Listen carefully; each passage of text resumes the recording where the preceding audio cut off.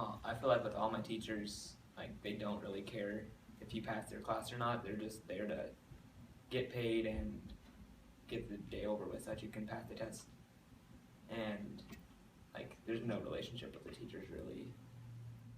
I struggle in my school setting because I am beyond everybody, and I think the teachers are kind of setting us up for failure with working with 150 students a day. And so when they have their lesson plan and then they preach it 7 times a day, they're not engaged in it as much as you would like them to. So the kids just get like the basic points and they don't really go into detail, or they're just not engaged in the conversation or the subject at all, so it gets kind of boring. And well, I think that our teachers just want us to meet the standards and not exceed the standards.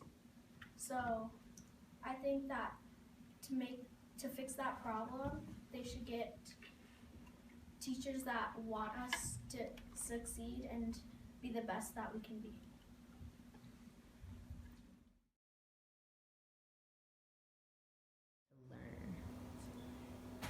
Actually, I think I was most inspired in first grade because my teacher was so active with us, and she just engaged us a lot, and we did a lot of activities, and she inspired me to want to be better, and I actually like to help the other kids. My biology teacher is really passionate about conservation, and the more passionate a teacher is about what they're teaching, it inspires students more. So he takes us camping, on trips to the mountains and everything, and we have a pond working. So we raise animals at Sandia, and whatever a teacher is passionate about, that's what gets kids excited to learn. I think it's important for teachers to actually know a student personally so that they can make those ties and they can make it more interesting for students based on what they're interested in. You think that's possible? I think it is. Definitely goes back to class sizes and teachers. But I mean, if you have a class full of 40 kids, it's kind of hard to take that time to get to know one of them personally. So. About and working as not just as an individual going to work every day in that classroom, but also being able to get inspired by other colleagues who have passion. And I firmly believe a relationship is the most important thing, both with the parents and the student and the teacher. I think the key to that is co-laboring, working together. Now you build it within your class with your students, but teachers tend to build kingdoms and they're just within the class and it works for them there.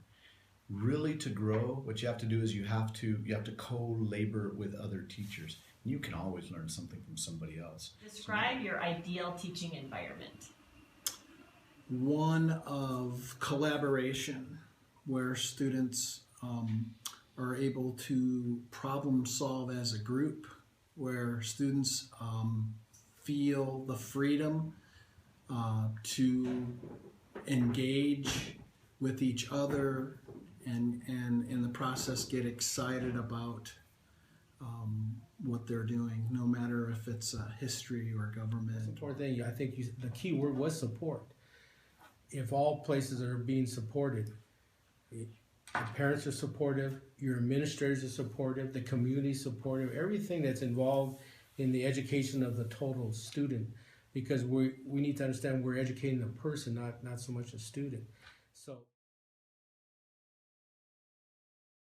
I think that when I was in high school, it wasn't really teaching to learn, it was teaching to pass a test. And a lot of the teachers just taught the test in order for us to pass it, because if we didn't pass it, then it reflected that on them. So really, it wasn't really about, what did you learn today? It was more like, what's the answer to that question so that you could pass the test? It was not really the way school used to be. I think it's changed a lot.